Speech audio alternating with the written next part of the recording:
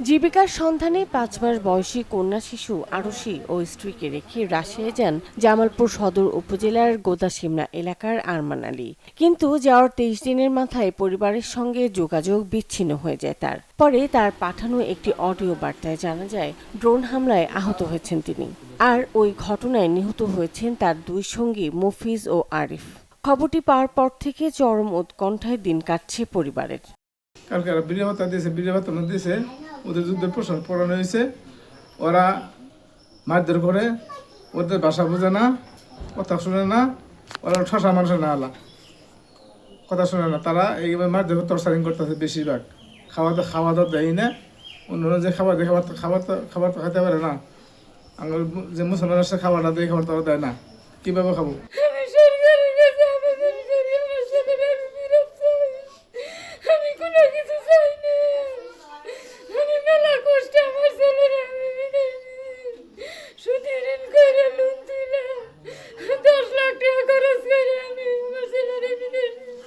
আমার সরকারের কাছে একটাই আবেদন, আমার স্বামীকে ফিরিয়ে দেওয়া হোক, আমার শিশু বাচ্চা যাতে তার বাবাকে দেখতে পারে, এতিম না হয়। সরকারের কাছে একটাই আবেদন, সরকার আমার স্বামীকে ফিরিয়ে দেন। আমাদের টাকা পয়সা কিছুই লাগবে না, শুধু আমার স্বামীকেই ফিরিয়ে দেন। আমার স্বামী যাতে আমার মেয়েটাকে দেখতে পায়।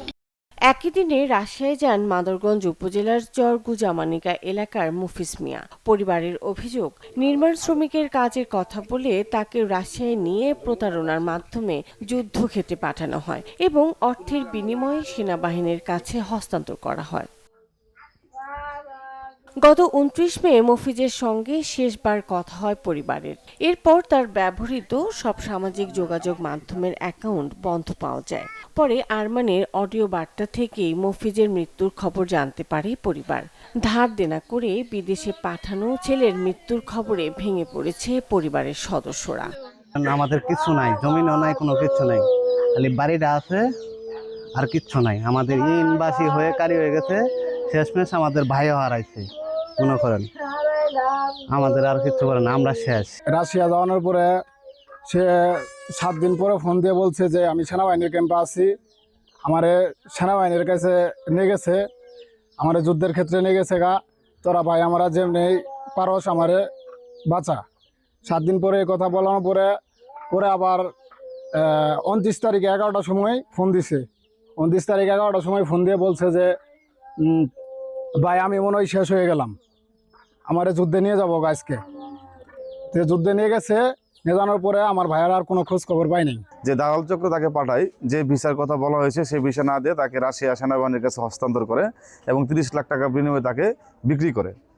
তো আমি সরকারের কাছে আকুল আবেদন, এই দালাল চক্রকে উপযুক্ত শাস্তি নিশ্চিত করে এবং ভুক্তভোগী পরিবারের পাশে দাঁড়ানো এবং আমার ভাতিজার লাশটা এই দেশের মাটিতে আনার জন্য সরকারের কাছে বিনীত অনুরোধ জানাচ্ছি। এদিকে ভুক্তভোগী পরিবারগুলোকে সব ধরনের সহায়তার আশ্বাস দিয়েছে জেলা কর্মসংস্থান কার্যালয়ের এই কর্মকর্তা। রাশিয়ায় যে কর্মীর যে নিহত হওয়ার, ড্রোন হামলায় নিহত হওয়ার যে খবরটা আপনাদের কাছ থেকে জানতে পেলাম, সেই সম্পর্কে আসলে আমাদের কাছে সরকারিভাবে কোনো তথ্য এখনো পর্যন্ত আমার জেলা কর্মসংস্থান জনশক্তি অফিসে আমরা পাইনি, এবং আমাদের যে মৃত কর্মীর যে পরিবারের পক্ষ থেকেও আমরা এখন পর্যন্ত কোনো তথ্য আমরা পাইনি এই অফিসে।